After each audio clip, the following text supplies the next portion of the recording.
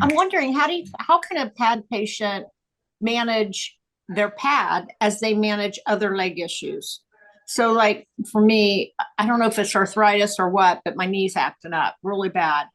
So I'm walking less. I'm still walking, but I'm walking less. But I'm concerned about walking too much and maybe really injuring my knee to where I Anyway, can't walk at all. so That's, Marcia, you had questioned right about the knee. So knee arthritis is not an uncommon problem, especially as we age.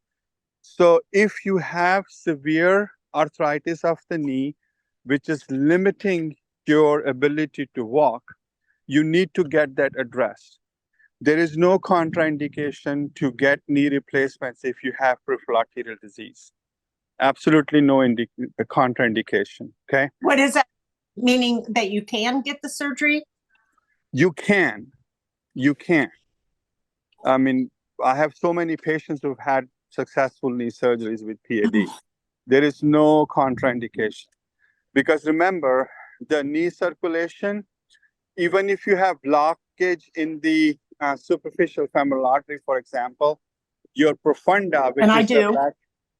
which is the backup artery of the leg, can provide excellent collaterals to the knee area. So these are called genicular arteries. So knee replacement in patients who have P.A.D. is not contraindicated. Okay. So if you are arthritic, you have severe knee pain, which is making making difficult for you to walk. You gotta talk to your orthopedic surgeon, see if they can do any minimally invasive procedures like knee injections. Injecting Simvisc. It's like gel between the knees. Okay, if that is not helping, you could definitely talk about knee replacement, which is a definite option. And patients actually do really well with knee replacements these days. There are actually, and I'm not an orthopedic surgeon, but there are different approaches for knee replacement. There is one which is the lateral approach, which some of my patients who've had it done here in Orlando by one of the orthopedic surgeons, they say that their recovery time was very, very quick. And they've done really good with that. If knee is not an option, there are now a couple of IR guys who are doing genicular artery embolization for severe knee pain. That's an option as well. I didn't get that. Okay. So there are multiple modalities which are there. There are some interventional radiologists that have this other alternative procedure, genicular procedure, you said. Yeah. Can you just describe how that works? We have had IRs on before that have mentioned it, but if you can give us the quick. So basically what it is that you find out just like, so the knee pain is because of local inflammation and local cytokine production, right?